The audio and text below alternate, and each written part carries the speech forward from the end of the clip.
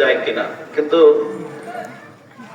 যিনি আলোচনা করে তারপরে যদি আরো ভালো কেউ থাকে তাহলে একটু অসুবিধা কম হয়, কারণ ওই আশায় মানুষ বসে থাকে, এজন্য আমার পেরেশানি কম। কোরআনে কারীমের সূরাতুল হজ্জের প্রথম আয়াতে কারিমা পাঠ করেছি,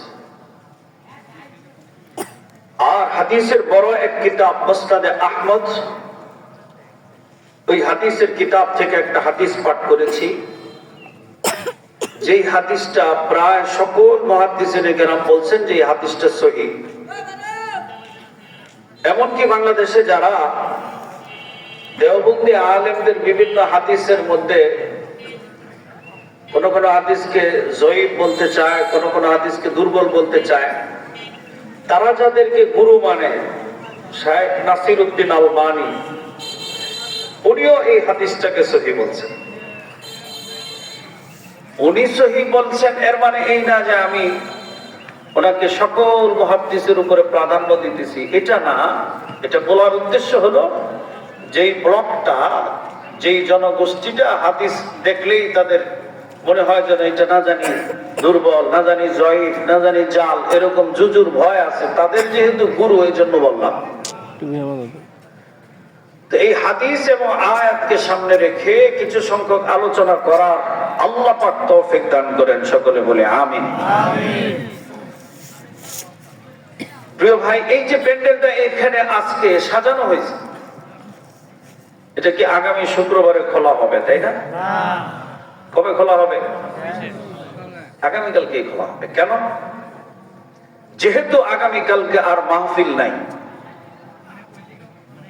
অর্থাৎ প্যান্ডেলের যে জরুরত, যে প্রয়োজনীয়তা, এটা যেহেতু শেষ হয়ে গেছে, এজন্য আর প্যান্ডেল থাকবে না।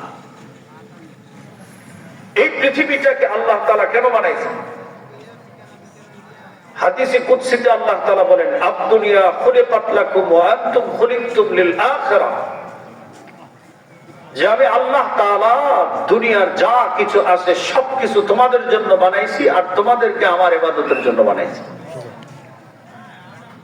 বান্দা যখন ইবাদত করবে না, বান্দা যখন আল্লাহকে চিনবে না, তখন আল্লাহ তাআলা এই পৃথিবী নামক প্যান্ডেল খুলে ফেলে দিবেন।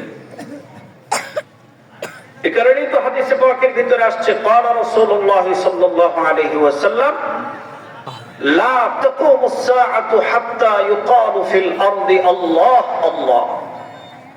জমিনে একজন, 1000 নয়, 1 লক্ষ নয়, 1 কোটি নয়, 100 নয়, মাত্র একজন যদি আল্লাহকে দিল থেকে ডাকার মতো থাকে, আল্লাহ, আল্লাহ বলেন, ওই আমি একজন আমাকে ডাকনেওয়ালা ব্যক্তির উসিলায় জগৎটাকে ধ্বংস করব না।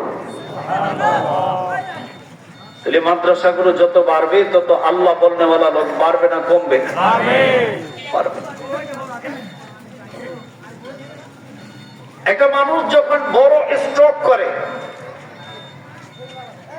এর আগে অনেক বয়োজ্যেষ্ঠ রোগী আছে যারা মিনি স্ট্রোক করে, এমনকি ওই স্ট্রোকের রোগী জানেও না যে সে স্ট্রোক করছে। যখন এমআরআই করা হয়, সিটি স্ক্যান করা হয়, তখন ধরা পড়ে, ডাক্তার বলে যে আপনি 2-3 বার স্ট্রোক করছেন, কিন্তু আপনি কি করেন নাই?